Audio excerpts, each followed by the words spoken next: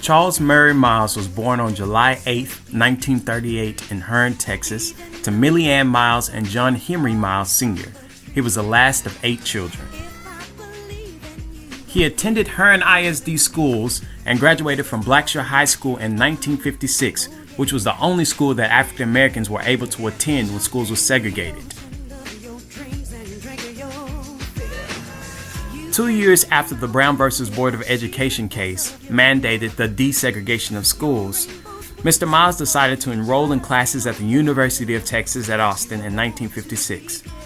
All of his older siblings attended Prairie View A&M except for Mr. Miles.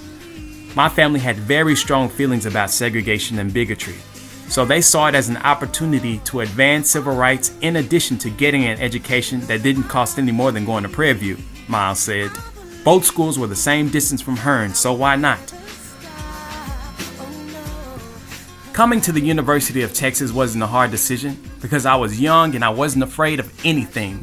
The day that I made the trip for the first time, my brother was shipping off to Korea with the military on the very same day.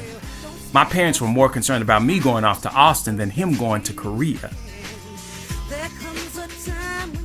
He was one of the first undergraduate students to integrate UT.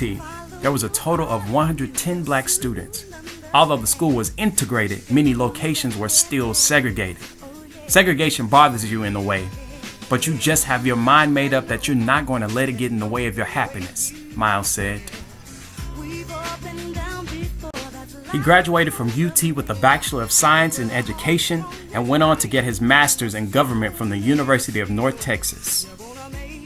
He later taught at Keeling Junior High and became a professor of government at Austin Community College. He held many state and local positions that made an impact on the city of Austin and state of Texas, including the U.S. Commission for Civil Rights, assistant to the state comptroller, and executive director of Austin Housing Authority. He ran for public office, co-founded the Black Voters Action Project, revamped East Austin's newspaper, and was a member of the Kappa Alpha Psi fraternity. Mr. Miles and his classmates were later recognized as the Precursors for their courageous act of integrating UT Austin. However, Mr. Miles was well known for his dedicated work to advocating for justice and equality. He married Winona Wilson of New Orleans in 1966. They were married for 35 years. She died in 2001. They had 3 sons, Paul, Charles, and Jonathan. He was also known for his storytelling. He had the energy of a youth, the intelligence of an intellectual, and the empathy of an angel.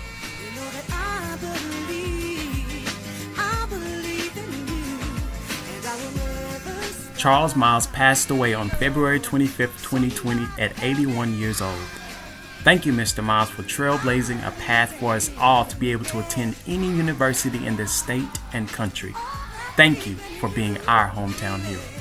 Well, I think it's, when you consider the state of the country today, well, I guess it's important that people know that you never can give up. And you've heard saying the struggle continues.